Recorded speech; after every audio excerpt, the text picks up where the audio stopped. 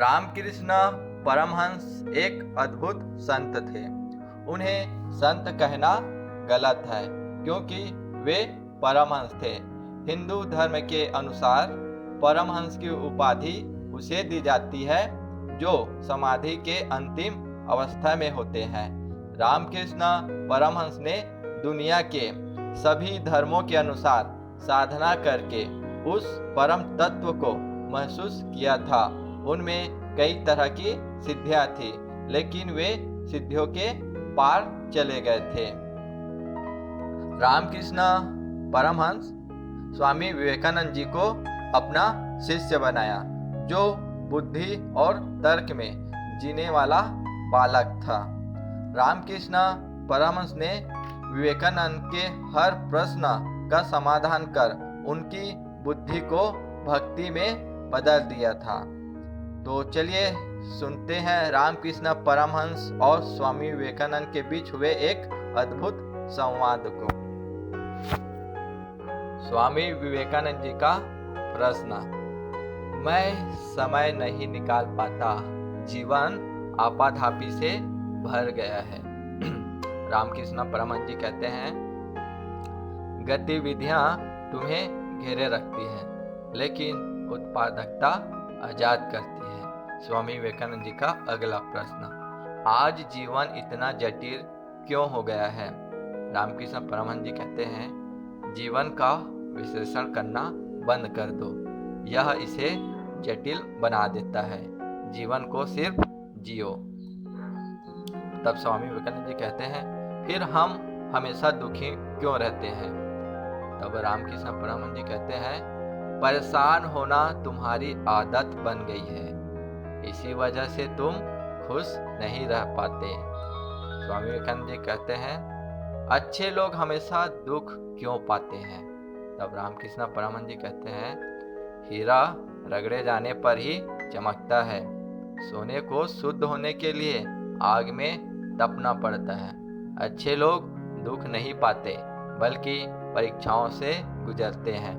इस अनुभव से उनका जीवन बेहतर होता है, बेकार नहीं जाता। तब विवेकानंद जी कहते हैं, आपका मतलब है कि ऐसा अनुभव उपयोगी होता है? परमहंस जी कहते हैं, हाँ, हर लिहाज से अनुभव एक कठोर शिक्षक की तरह है। पहले वह परीक्षा लेता है और फिर सीख देता है। स्वामी विवेकानंद जी का अगला प्रश्न। समस्याओं से घिरे रहने के कारण हम जान ही नहीं पाते हैं कि किधर जा रहे हैं। रामकृष्ण परमहंस जी कहते हैं, अगर तुम अपने बाहर झांकोगे तो जान नहीं पाओगे कि कहाँ जा रहे हो। पहले अपने भीतर झांको। आंखें दृष्टि देती है, हृदय राह दिखाता है। स्वामी विवेकानंद जी का अगला प्रश्न था, क्या असफलता सही राह पर चलने से ज्यादा कष्टकारी है? रामकृष्ण परमहंस जी कहते हैं, सफलता वह पैमाना है जो दूसरे लोग तय करते हैं, संतुष्टि का पैमाना तुम खुद तय करते हो।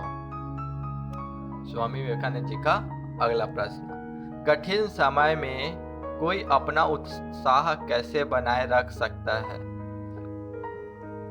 रामकृष्ण परमहंस जी कहते हैं, हमेशा इस बात पर ध्यान दो कि तुम अब तक कितना चल पाए, बजाय इसके कि अभी और कितना चलना बाकी है। जो कुछ पाया है हमेशा उसे गिनो, जो हासिल ना हो सका उसे नहीं। फिर स्वामी विवेकानंद जी का अगला प्रश्न, लोगों की कौन सी बात आपको हैरान करती है? तब रामकृष्ण परमहंस जी कहते हैं, जब भी वे कष्ट में होते हैं तो पूछते हैं, मैं ही क्यों? जब वो खुशियों में डूबे रहते हैं तो कभी नहीं सोचते, मैं ही क्यों? स्वामी विवेकानंद जी का फिर अगला प्रश्न, मैं अपने जीवन से सर्वोत्तम कैसे हासिल कर सकता हूँ? रामकृष्ण परमहंस जी कहते हैं, बिना किसी अफसोस के अपने अतीत का सामना करो, पूरे आत्मविश्वास के साथ अपने वर्तमान को संभालो, निडर होकर अपने भविष्य की तैयारी करो। स्वामी विवेकानंद जी का फिर अगला प्रश्न, एक आखिरी सवाल है, कभी कभी मुझे लगता है कि मेरी प्रार्थनाएं बेकार जा रही है। रामकृष्ण परमहंस जी कहते हैं, कोई भी प्रार्थना बेकार नहीं जाती। अपनी आस्था बनाए रखो और डर को परे रखो। जीवन एक रहस्य है जिसे तुम्हें खोजना है। यह कोई समस्या नहीं जिसे तुम्हें सुलझाना है। मेरा विश्वास करो, अगर तुम यह जान जाओगे कि जीना कैसे है, तो जीवन सचमुच बहुत बहुत बेहद आश्चर्यजनक है।